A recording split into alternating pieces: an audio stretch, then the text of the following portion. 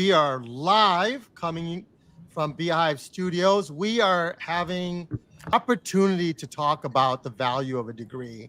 And so, of course, we have our moderators, Gabrielle and Ro in the background. They're going to be working with us on, just engaging with you. Today, I'm going to be having a conversation here with Keel and Freddie. And then, of course, we have others that will be jumping on. And then, of course, Gabrielle is here also. So I have Keel Dumchuk, and Keel is a friend of ours. We met him as we were in the Journey in Clubhouse. All of us was a part of that. We had some amazing conversations. So it's going to be very Clubhouse-ish today, meaning we're going to be driving a conversation between each other. Keel, give the audience a little bit of your background, and what is it that, without going into totally of the debate at this moment, tell us why this conversation around the degree impacts the reason why you're a big proponent of rethinking the degree or even rethinking higher ed. Give us that without diving into the debate. I think it'll be good for our audience to understand that. Thanks, Matt. Glad to be here. I kind of started this maybe about 15 years ago, just on an informal basis. I've never been involved in the world of education. I have a couple of family members that are academics. My uncle was a professor at University of Washington, and my other uncle was the librarian at the University of Arkansas.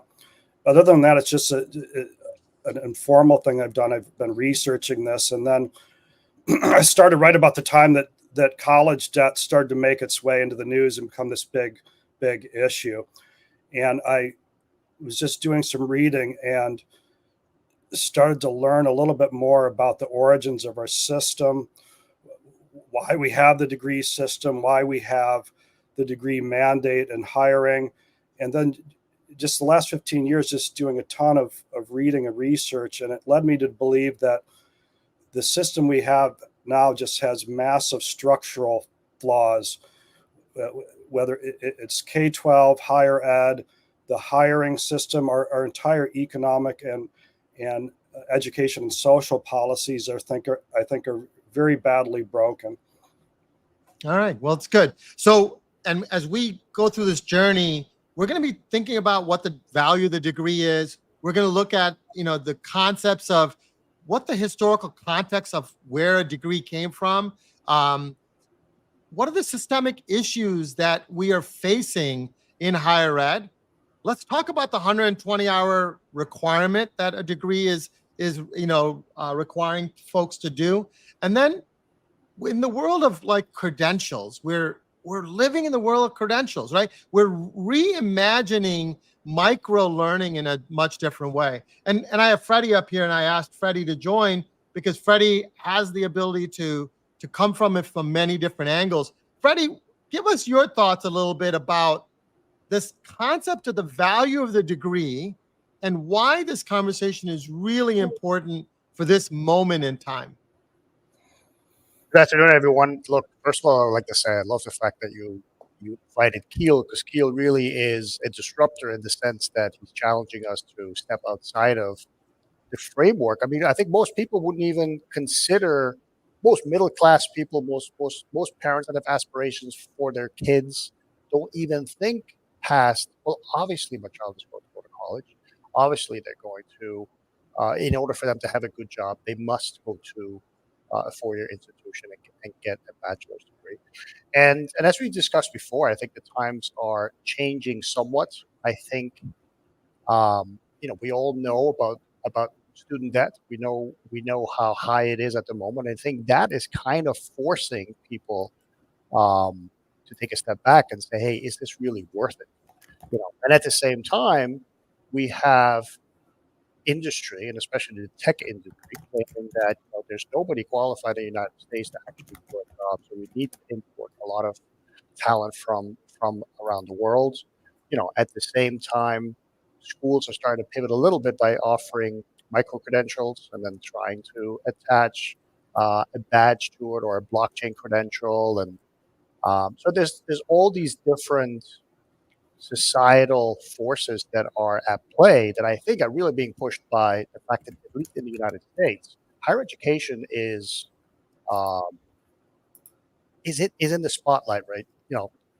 Right now, and I think Keel is one of the people that is saying it doesn't have to be that way. And so, I think that's a great discussion to have. Yeah. So I thought I'd put this up here because I knew this might get Keel going a little bit sooner than anything else, right? Like I posted this, a couple weeks back, and I put one of the, answers was, degrees should be phased out because I knew that was what Keel would want, to happen in the real world of where Keel feels like this. But if you look at it, 45% feels it holds value. So the question is, what value are we talking about? Let's have that conversation. But then there's 38% that now recognize that credentials can complement a degree. So not only are we in a conversation of there's value, but you can add more value to it. But so I wanted us to just start off with this. I thought Keel might find this humorous or not humorous, but I wanted to start this as a conversation. And I have to give it to Keel. Keel hasn't swayed away from his opinion. He's given a lot of conversation. So I'm going to give him a little bit of leeway to make his case because only 5% is making that case, and I think this is a really important conversation for us to really have. And I see that Susan just put in there that the degree does hold value. And Susan, we'd love for you to come on stage because that's the conversation we want to have, right? And so I think it's a really important piece. So, Keel, let's start off from the historical context, right? Let's start from the historical context of it. Give us a little bit of where and how the degree has come to where what we see it today. Give us a little bit of the context of that. Yeah, I'd be happy to do that. And like I said, Matt, I'm glad you included this because I think the discussion and debate surrounding degrees lacks that critical context. I think a lot of people treat degrees like they're some unalterable reality, like they're, we breathe oxygen, the sun sets in the west, and we have degrees, but that's just not the case. The original element is from the medieval Guild of Scholars. It started in the University of, Bologna and Pisa and these medieval universities. And the intent of it, the length of it was intended to prevent people from entering the guild. So it has that sort of restrictive guild function originally. The second element, which you've often pointed out on LinkedIn in your talks, is that the Carnegie unit and the credit hour is a late 19th century invention.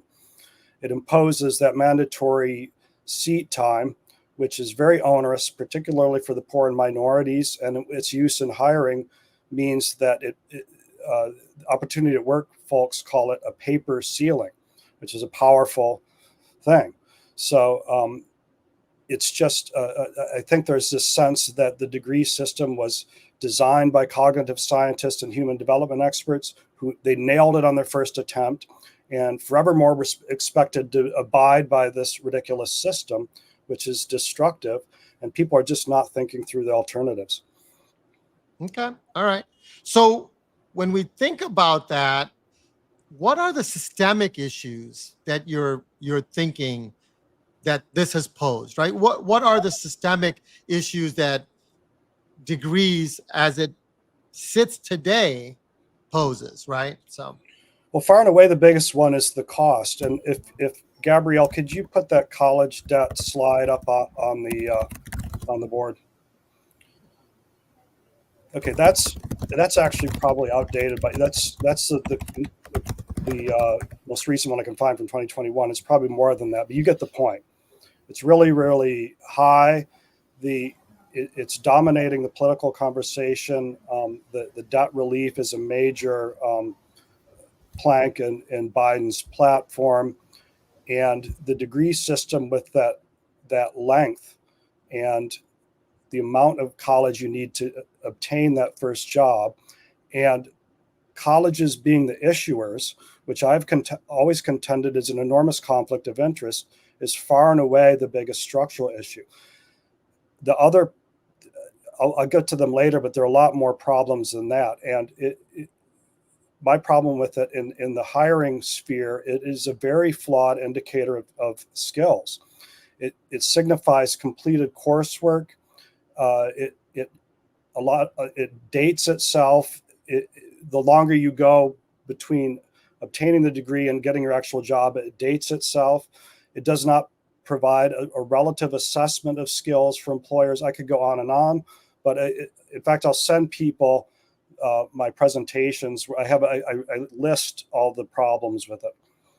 So let's welcome Gary to the stage. I appreciate you joining us. Gary, can you tell us a little bit about you before we go? But there's a question in the audience that is talking about value. Can we define what value is? And that would be a really good conversation to just start, and then you can definitely drive into the conversation you want to have. Absolutely. So first off, thanks for the invitation, Keel. I appreciate you letting me know about the discussion. I'm up in the Berkshires. It's a beautiful day around me, so I apologize for the sounds of nature that might intervene. So I'm the chair for the future of work with Singularity University, a global think tank. I'm the author of a book called The Next Rules of Work. I've got about 1.5 million learners on LinkedIn Learning for my 10 courses, and I was the co-producer of a conference in 2010 called Degree, DGREE. And I wrote a piece that was funded by Lumina Foundation. And our question was exactly the same questions we're dealing with today, but 14 years ago. And then I wrote a piece on Medium called Unbundling Higher Education, which has been widely cited and referenced by presidents of many universities who have wanted to use this as a way to sort of rethink what it is that we're doing. So, and then one last piece of information is I don't have enough college to stuff into a thimble. I was never interested in college. I was very undirected when I was young, did a whole bunch of odd jobs in my early youth, but in my teen years and early 20s. But one of them was I sort of fell into the family business. And it just so happened that my father was a recovering minister who wrote a book called What Color is Your Parachute, which became the world's career manual. So I was trained as a career counselor when I was 19. And so I've been around the world of work for quite some time, even though most of my actual work experience now has been in Silicon Valley. So what's the value of a degree? I'm going to argue that there's 3 values. The first is skills codification. So you go to a place and there's somebody that's supposed to know something about something that you're interested in, and they're going to impart knowledge. And that knowledge is typically a combination of vertical and horizontal. The vertical stuff is anchored, these skills that are often called hard skills, but they're actually really transferable skills, or what I call know skills, knowledge skills. And then these other skills that are more horizontal. They're much more flexible. They're usable in a range of different situations. And typically the stuff that's in a vertical realm, that codification process in traditional higher education institutions is in different fields. And those fields have different schools, and those schools have different learning paths. And they're very heavily siloed in traditional educational institutions. And there is not a lot of cross-fertilization between them. But there's a process of skills codification. You're going to learn something, we hope.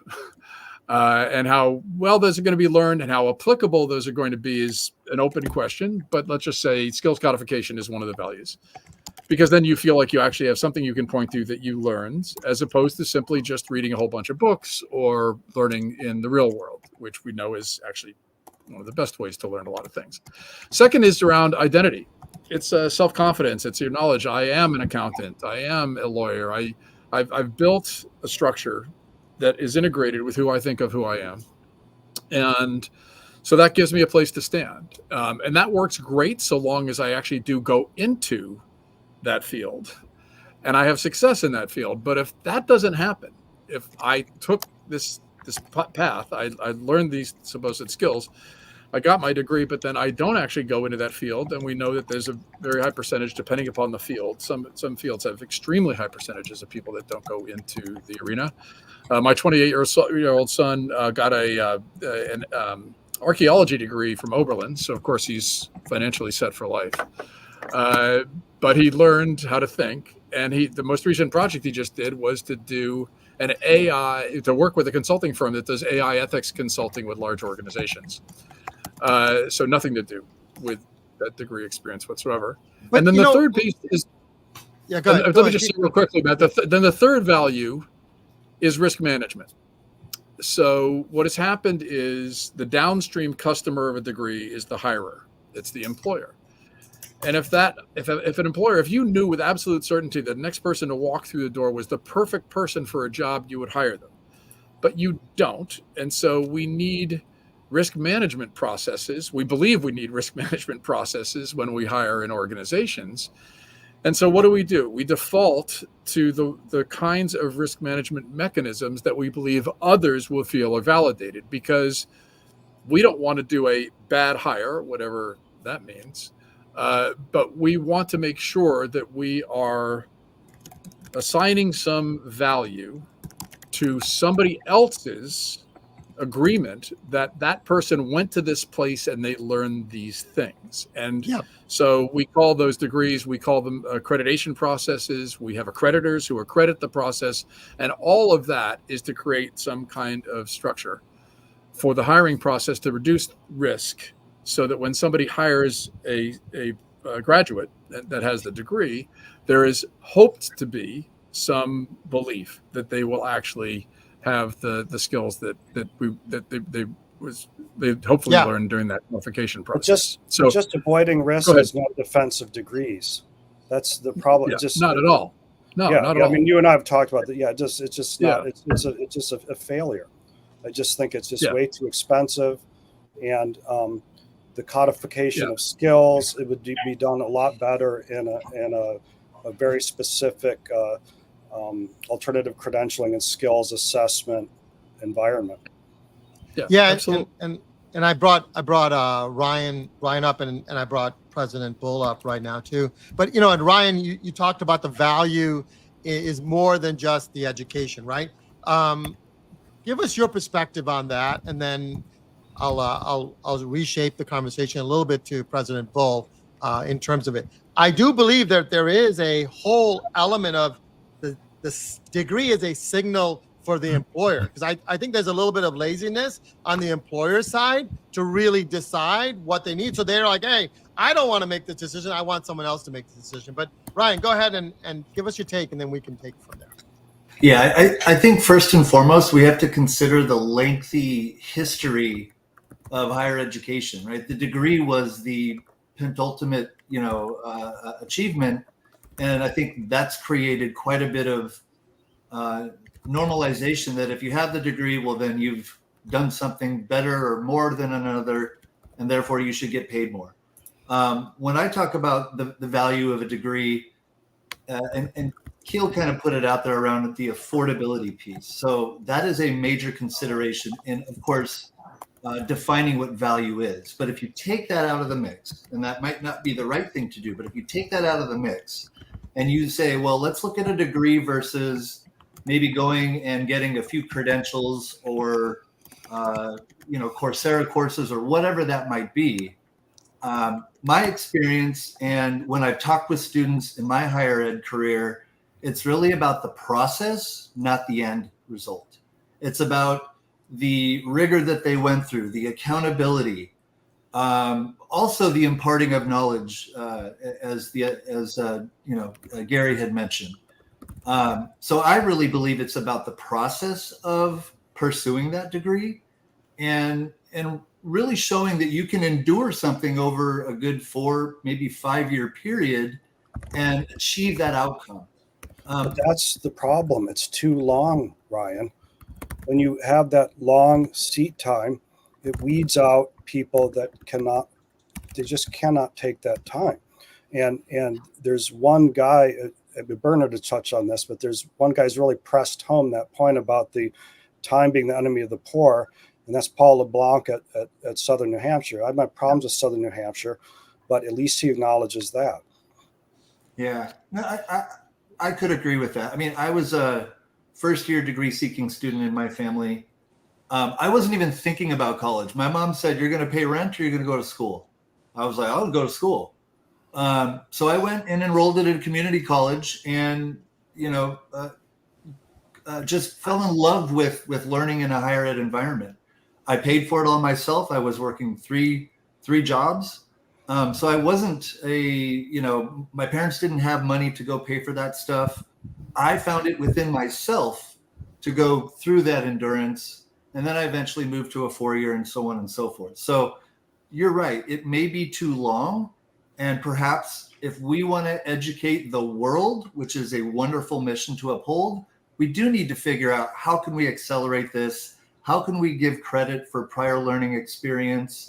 And how can we really make it affordable, but also don't dilute it by making it too easy?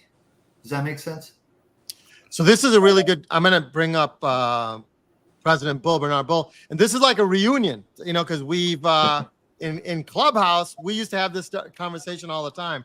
Welcome, President Bull. I would love to address this whole notion around the 120 degree, right? And the reason that I kind of want to address it is I'd love to understand, why is 120 the right amount? Because that in itself, times whatever number of dollars you're going to pay, you're going to now make a student take on that debt for 120 hours. The question is, maybe a degree is only 60 hours. Maybe it's 80 hours. Maybe it's 30 hours. Maybe it's not a degree in the traditional form.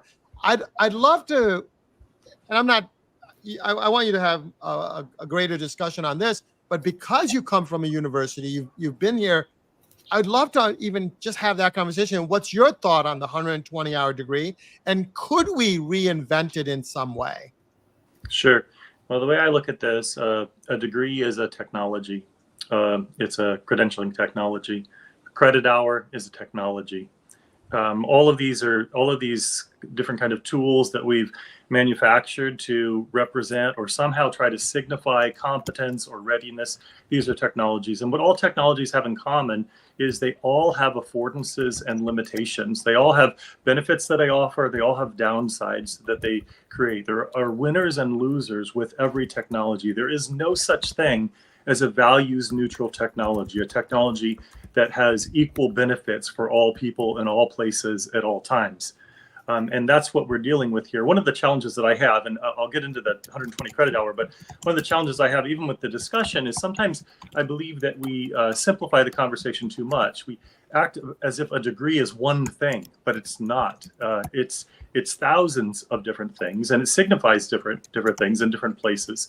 And that speaks to the 120 credit hours. So if I have a bachelor's degree in physics from Harvard University, is that comparable to a bachelor's degree in geography from a local state university? And what were the credit required? What are those individual credits? What did I have to learn? What did I have to accomplish? What did I have to demonstrate? And suppose I get all the way to 118 credits, and I have a family member who's very, very sick, and they require my attention. And so I don't complete the last 2 credit hours, but instead I devote immense time to demonstrating empathy and care and self-sacrifice and navigating the healthcare system in order to meet the needs of this family member. And so instead of getting those 2 credit hours, I have no degree. I have 118 credit hours from Harvard, and I have a year of intense caregiving experience. Is that person now somehow less competent or less qualified for a job at McKinsey than the one who got the bachelor's degree from Harvard? And I do think that's one of the problems we have. I don't have an issue with credentials or the credit hours. The issue I have is when we treat them in this kind of absolutist way.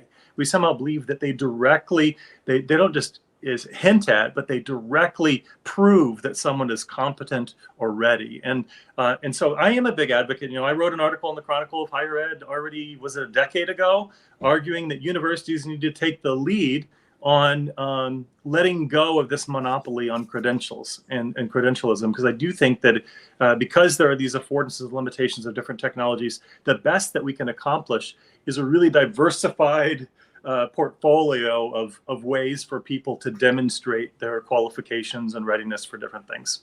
Hey, Ryan, I see you were agreeing. Your head was nodding. Give us your thoughts on what President Bull had to say. Just, the absolutist approach really resonated. And it's wonderful to hear coming from a president of a university. I did not read the article that you had published a while back, but when I take a step back and I really think about education in the United States and what are we really trying to achieve as a nation, we want to be cutting edge. We want to be knowledgeable. We want to be leaders. We want to continue to do that. And so it really begs the question of how do we continue to do that so that we can keep up with the rest of the world while making sure that, it's not just an easy ticket, so to speak. So that was just my initial takeaway. I kind of want to make this a little bit harder for Kiel. Kiel, let's say that degrees are not going away. Give us another option that you believe could be utilized by higher ed to address some of the issues you're addressing. Give us some ideas of a world that degrees still exist, but we're operating in a much more effective way in terms of learning competencies. Well, I don't know. I mean, if employers still, as we said on the talk Wednesday, if employers still demand them or prefer them, then you're going to have a number of things happen. You're going to have the debt continue to climb out of control. You're going to have unmeritocratic hiring. You're going to have people fleeing the high prices and the low brand, the off-brand, poorly located colleges, the ones that you call in the crosshairs, are going to close. We're going to have the dysfunctions continue. It's the demanding the 4 years, the colleges being the ones issuing the credential, which have a big problem, whether it's colleges or whatever replaces it, someone paying to learn and paying the credential paying the credentialer to get the credential is a big problem. All right. So let me just, one more point. Sorry. Yep. Gary said there are three defenses. Gary said there were three things about degrees. I want to add three. One is use of college or college level content across a 4-year period integrated with work. I'm fine with, or better yet, a lifetime. We condense way too much into that 4-year period. That's fine. The smart people at colleges participating in the skills assessment process, that's fine. I just have a problem with colleges being the issuers. And then some of the learning that is contained in degree programs, I'm fine with that, provided you spread it across a lifetime. It's the 4 years mandate that's preventing people from pursuing them, and you're cramming way too much in, which adds to the expense of it. Yeah, I would like to offer an answer if I were Kiel, and I got the question, Matt, if you don't mind. I'm going to offer one technological alternative to the current degree system, and it has as many affordances and limitations as does the degree system. So I'm not advocating that this is the preferred future necessarily, but just as a thought experiment, I'll offer one. Let's imagine that every learner, once they reach a certain age, we can determine on ethical standards, whatever that is, that all of a sudden there is a system that begins to collect the experiences and the accomplishments of that individual. And it begins to develop a sort of database of all of their accomplishments and all of their learning.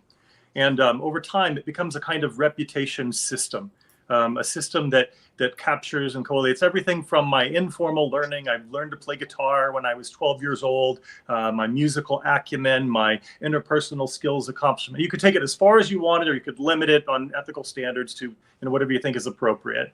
at different ages and so forth. And over time, this database grows for every individual in society.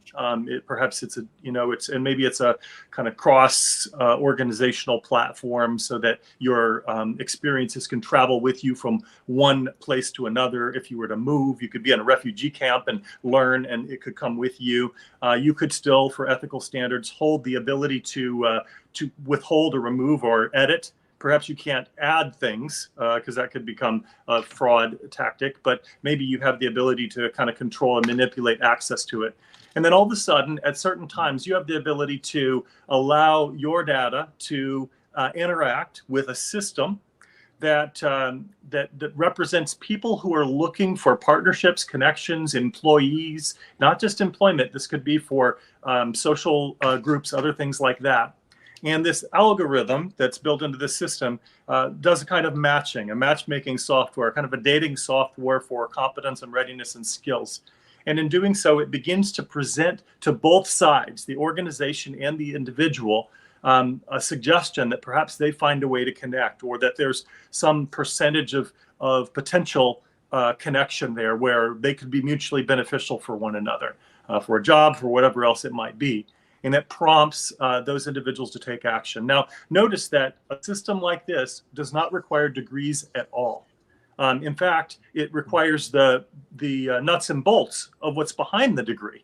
It would be all of those individual competencies and proficiencies and skills that one has developed even within a 2-day portion of a course or some other kind of learning experience. And yet in doing so, this algorithm would be able to kind of collate that and represent your competence in a way that connect. So I'm just offering that. I'm not saying that's necessarily the best. I mean, that opens the door to a myriad of ethical conundrums that we would need to navigate.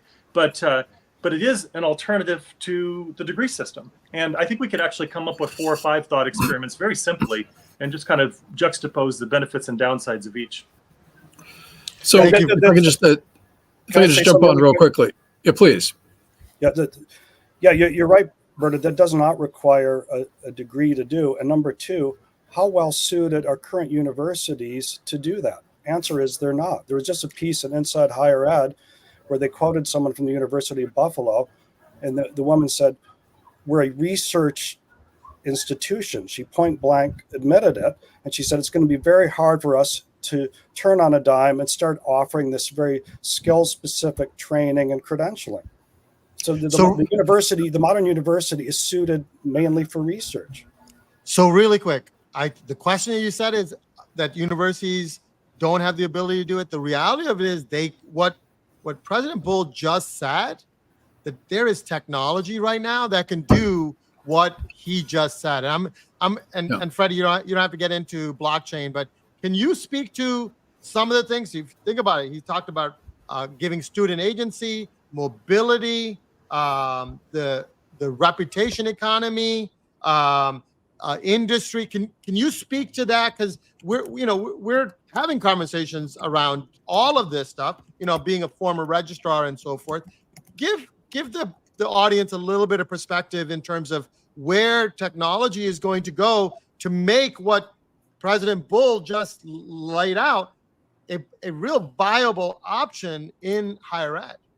But I think, thank you, Matt. I think what President Bull is also saying, if the university right now is almost like a centralizing unit for learning and accreditation and skills acquisition, etc., I think the future the thought experiments that you just laid out, what springs to my mind immediately is that's decentralization, right? To a certain extent. It's a decentralized future of learning. There's going to be an assessment component. There's going to be a trust layer that needs to be there. There's a semantic layer that needs to be there. And there's tons of organizations and people, and I'm sure even on this panel, people that are working on that with that.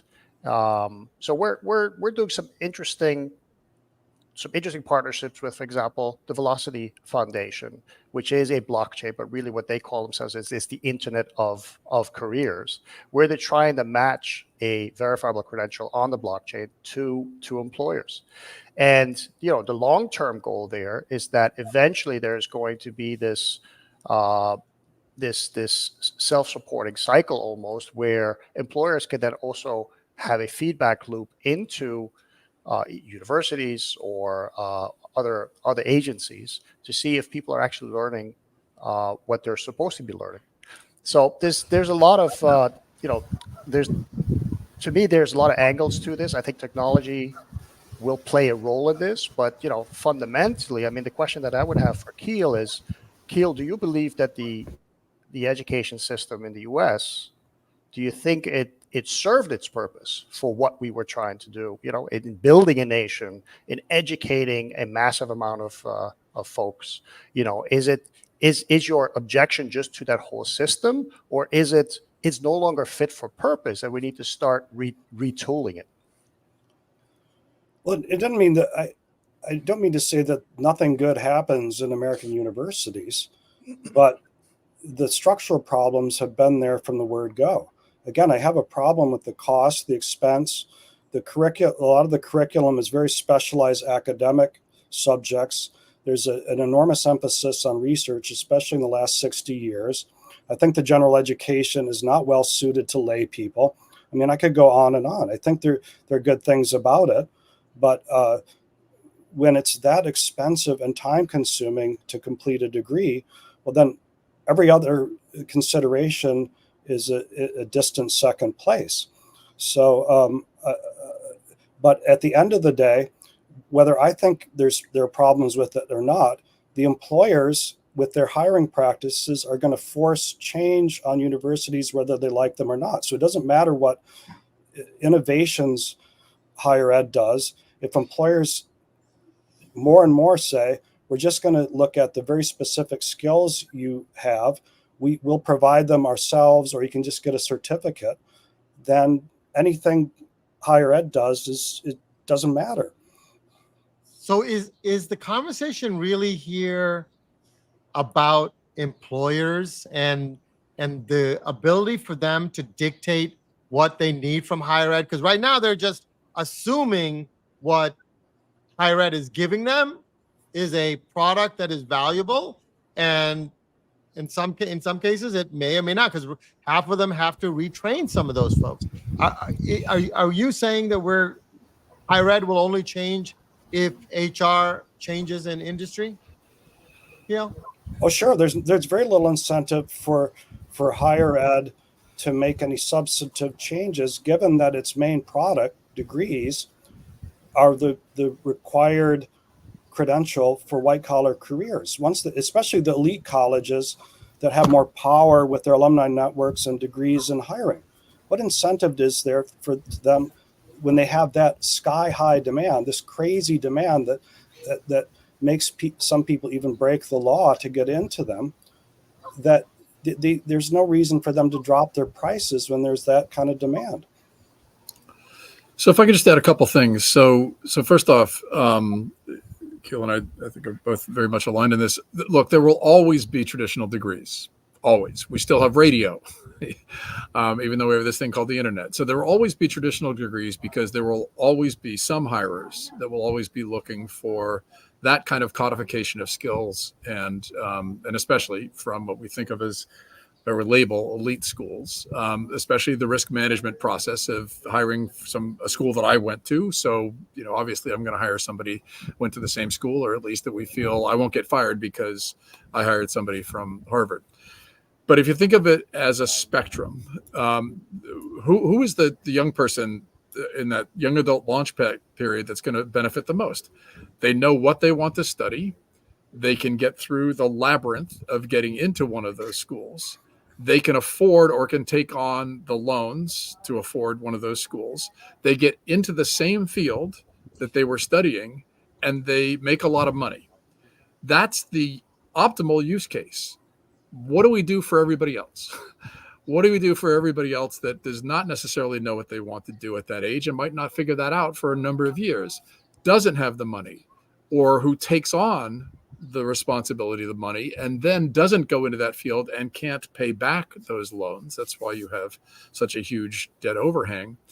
So instead, rather than, my question is not so much how do we get universities to get on board with this process, and Keel is right. It's going to, the hiring practices from the employers are going to change things dramatically. What do we want? Like, what do we believe that the landscape of learning opportunities in any particular country, and let's say the US, what should that look like? What are all the ways that we ensure that as a country, we're going to have people with the skills that we're going to need for tomorrow? We have broadly available access to those learning opportunities. Those learning opportunities will be lifelong. It won't just be for that young adult launch pad. People will have the opportunity to be able to learn again and again. How do we help them to be able to continually understand their own skills and then to be able to determine where they want to go next? What's the North Star or the Southern Cross that pulls them forward? If we can solve for all of that, then the hiring practices will be the catalyst. But what we want is to be training many, many people coming up through the system to be much more focused on human skills. Opportunity at Work, the nonprofit, they use the label of STARS, skilled through alternative routes. That means no degree. You learn through other routes. And how do we design learning processes so that we get people developing the skills that those employers are going to need and can do it very rapidly? Because we thought a year ago we needed a lot of prompt engineers, and it turns out we don't need quite so many because the technology changes so rapidly. But how do we get the learning institutions, learning platforms to be able to continually adapt, to be able to teach what it is that those employers are going to need? And then I don't want to leave out one very important element is how do we teach the agency where it's not just a successful outcome if somebody gets a job? They might start a company, they might become a consultant, there's a variety of other use cases for work that we also want to prepare them for so that they have the agency to be able to choose the path that they should follow.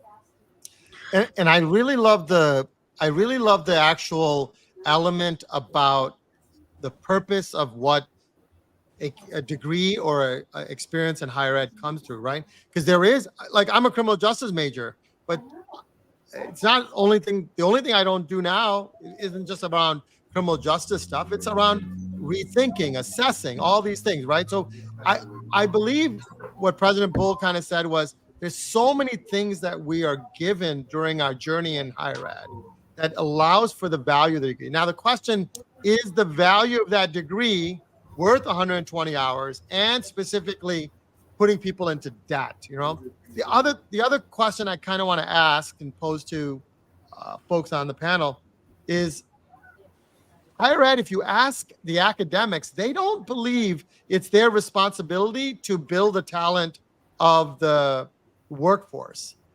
What is your take on that? And what would you say to them in terms of that isn't their responsibility to make the workforce ready for them? Anybody? Yeah, I'll jump in there. Yeah, I don't know what to say to that. I mean, higher ed for so long has presented itself, bills itself as the place where you go to get job skills and get rich. They constantly tout the graduates make $1 million more over a lifetime. If you go here, it's this belief they pitch that it's almost like a fairy tale land, that you come here and you just magically become rich.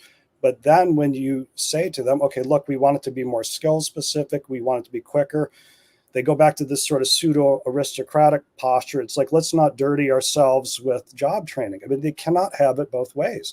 I don't have a problem with a professor saying, look, this is what I do, this is what I teach, but system-wide there needs to be a recognition that there needs to be truth in advertising, that they do provide skills. We've talked about this before, Keel. I do think once more, just like with the diploma, the challenge is higher ed is not one thing. There are many, many different types of higher education communities and institutions. And even within a single one, you have these subcultures very different norms and values and belief systems, perspectives on these topics. And even within a subculture, you have individuals, because the core value of the professorate is autonomy. You know, professors are one step away from self-employed from their perspective in many universities and places.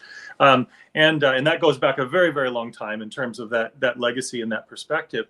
So yes, absolutely. There are some institutions, and there are times when marketing departments and institutions decide to focus upon the workforce benefit or defense of a particular degree path or something like that. But there are very, very few, except for maybe technical schools and so forth. There are very, very few higher ed institutions where you would survey all of the faculty and the administrators in that institution, and they would, and you would get, 90% of the people say, yes, our job is to prepare people for the workforce. By the way, my argument is I believe that higher education institutions' survival should not be on the basis of they're holding a corner on the market of credentials or gatekeeping or something like that.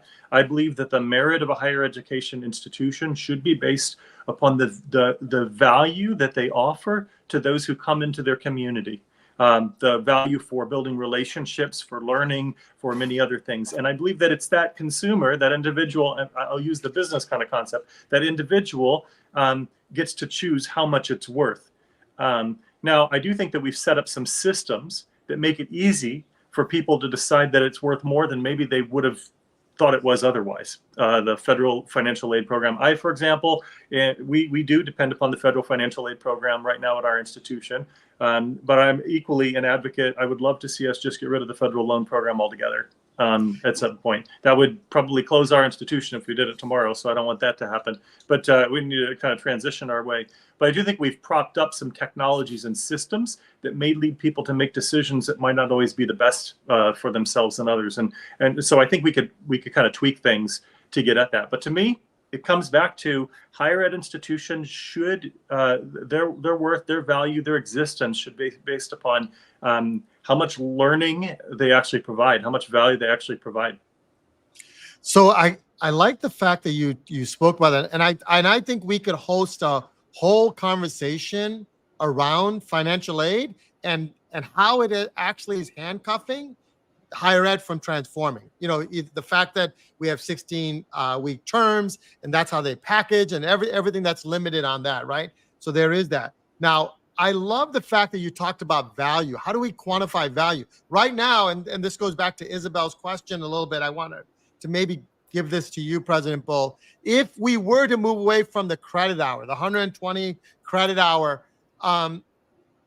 what is the change in higher ed in terms of delivery of it? Can you answer Isabel's question a little bit on that?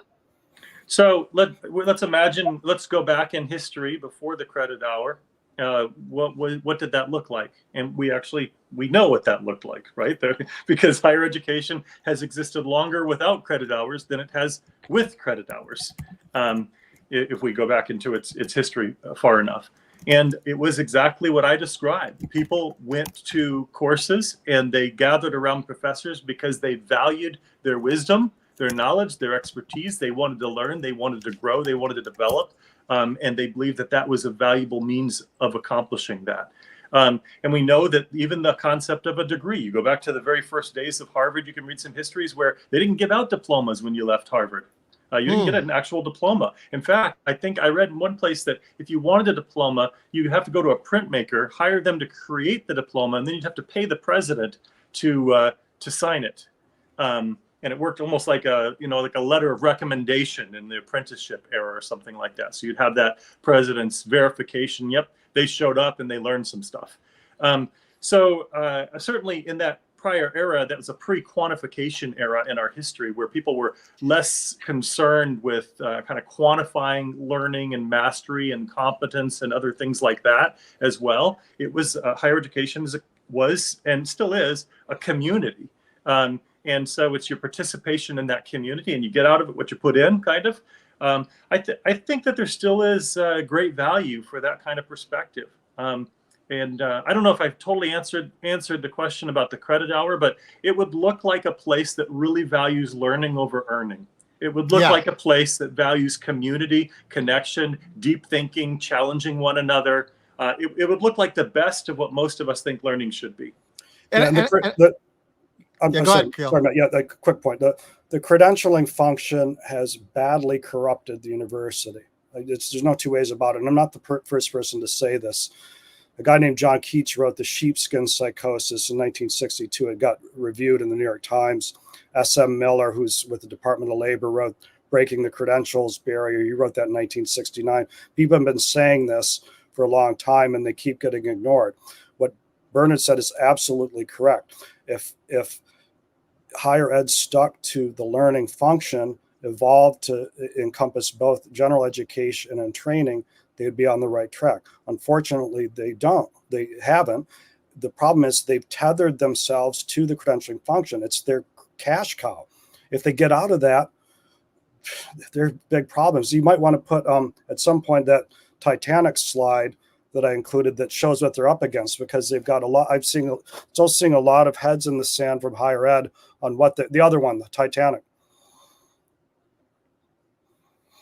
I use That's this it. in the talk for you, Matt, is like, if you look at what the challenges higher ed is facing, and they've already, in my view, have already hit that Titanic or taking on water, especially the regional publics and the small, low endowment privates.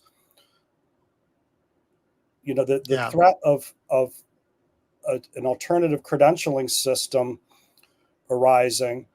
Ben Nelson at Minerva pointed out that it has the chance to demolish the system entirely. Yeah.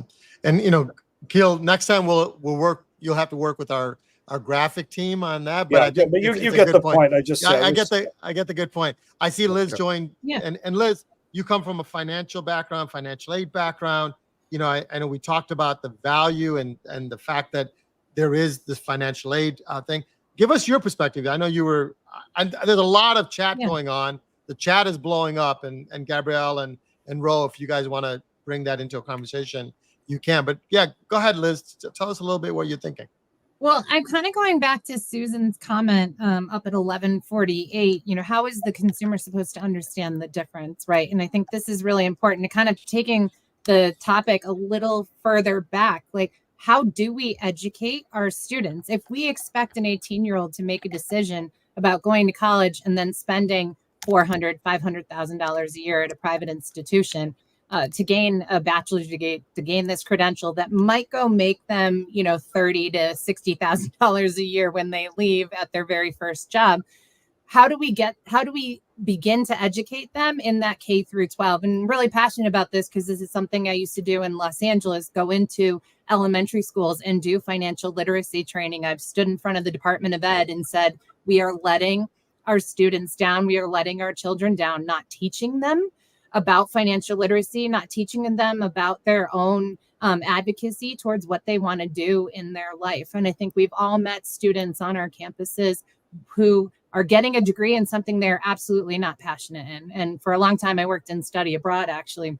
And I had a student who was not allowed to go abroad. She failed all of her diplomacy and world affairs classes, but she had A's in all of her art classes, right? I don't know what she's doing with her life today, but obviously she was being asked by her parents to do that. So I think we need to allow our students to make these decisions for themselves. As a parent myself, and I know this is super controversial, I am not advocating for my daughter to go to college after she graduates and she wants to be an interior designer. And I'm like, that's fantastic. Go apprentice for 2 or 3 years. You can live under my roof, but we're not paying for school. We're not paying for art school. So I like what Susan said. And I think it starts in K through 12. And I think we forget that because we work in that next phase of a student's life. We don't understand what came before and the lack of knowledge and understanding. Liz, do you think, Matt, do you mind if I Yeah, engage go ahead. a little Go bit? ahead. Because I just realized, not that I realized, but Ryan said something earlier. And then President Bull said something as well that kind of prompted this. So I look at this also from a, I've been in the US for 20 years. I'm a new American, right? So in the Netherlands, where I was born and raised, the whole concept of college pride, of going to a particular college and that being part of your identity, does not exist, right? France, a lot more, right? And look, and I was educated in the Netherlands, in Canada, and in Spain, but that whole concept, does not exist. And to Ryan's point, university and college in the United States, for a particular segment of society, has a different role as well, right? It's a coming of age, it's a building of community, it's a pride, etc. So I see that. To me, I see that as partly standing in the way of the higher education system changing faster, because there is this emotional component to it. For example, the EU made a wholesale change through the Bologna process of how they're educating. Right, in the Netherlands, you used it when you go to university. That was a 6-year degree, and you would end up with a master's. Now they offer a bachelor's, but guess what? The bachelor's is 3 years. You go to Canada, bachelor's is 3 years. You go to the UK, bachelor's is 3 years. So, but I think there's this emotional component that we shouldn't underestimate. And to Keel's point, and also to Liz's point, I think this would be less of an issue if the cost wasn't as high as it is, and the real world consequences of having enormous student debt. So just another perspective as well. Now, I know that cost always comes up, and this is another one Keel and I have kind of gone around on a little bit, because if I ask everyone, not just in the room but those listening, what do you think is the average amount of tuition that a student pays to go to a private college in the United States? What is the average? What's the average? It's the net tuition, right? Sticker price means nothing. The actual cost, that's not what people actually pay. At my institution, the average amount is between $13,000 and $15,000 in tuition. That is $3,000 less than the cost of educating an elementary school student in our state. So they're paying $3,000 less. It actually costs us closer to $16,000 to educate that student. And so we have to raise millions of dollars every year, and we have an endowment and other things like that to make up that difference for that student. But people say that's a very, very expensive cost. Well, that's because they live in the dorms as well, and they're taking time away from the workforce in order to do that. So you start adding that cost of living, but you're going to have to pay to live wherever you live. Someone's going to be paying for housing and food and other things like that. So the actual cost of the education, I don't think, is particularly expensive. I know this is where Keel and I differ quite a bit. I would disagree too, but maybe that's because I spent a good chunk of my career in either California or New York, right? So, but I think too, the other factor is that we have very large populations of minority students going to school, and oftentimes those students are providing economic support to their families while they're still living in their home. So you take them out of the home, you put them in a high cost dorm. I mean, dormitories, I would advocate for students to live off campus before they paid $10,000 or $15,000 a year to live in a dorm for 6 months, 8 months. So I think we also have to factor in that some people actually are providing economic support to their families, and so that's a loss that we don't necessarily factor into the cost of an education. Right. And that's also a factor to student success as Correct. well. But that's where that individual value comes in, right? Every student, every person is going to be at a different life circumstance, situation. They're able to weigh that, make those choices. This is why I make the argument. I don't think we need to take anything away. We let people decide what's going to be the best fit for them, and not create some kind of arbitrary gatekeeping that forces you to go into this one path if it's not the fit for you in terms of cost profile and other things like that. I get that, but that's where I bring K through 12 in. They're 18 years old, right? 18-year-olds aren't really making choices or decisions for themselves. And they're still being driven highly by what mom and dad are asking them to do, right? And so I think we have to factor in, if we want the agency that you're talking about, Bernard, we have to provide that to them in K through 12 education about what comes next and what their opportunities are, and be realistic about what those opportunities will pay them in the end as they move through their life. Yeah, absolutely. Right, so if I could just add to that too, Liz, the other thing is, at the end of the day, when we're talking about a $1.75 trillion overhang, what is the university or the college actually responsible for? Like, what did that customer buy? What they bought was the experience. They didn't buy any guarantee that they were going to get the work. They didn't buy any guarantee that they were going to, if they didn't get the work after a certain period of time. I mean, Right. if I bought a lemon car, I have avenues, and I don't have it, and the college still has the money. Yeah. So that's the challenge, is we have a product that we basically have designed where you get sold the product, and then the value you're going to get from the product is not the responsibility of the company that sold it to you. Right. Plus, Fred made an excellent point about so much of the demand for higher ed being something other than the actual learning. And I talked about this with Joe Salustio. We were both hard pressed to think of another major product or service where so much of the demand for it is something other than the actual product. Fred is exactly right. A lot of people are pursuing that college experience, or their parents went there or whatever. But So Keel, folks- the automobile is the same thing, right? I mean, to your point, the automobile, you are purchasing certain automobiles not because of the practical use of it. Like, I don't need a Lexus to get from one place to the next. I have my choice, so I'm buying certain brands and things like that because of what it signifies, because of the perceived value I have associated with it, that kind of thing. I mean, there are many products that have No, those different kind of layers. false analogy.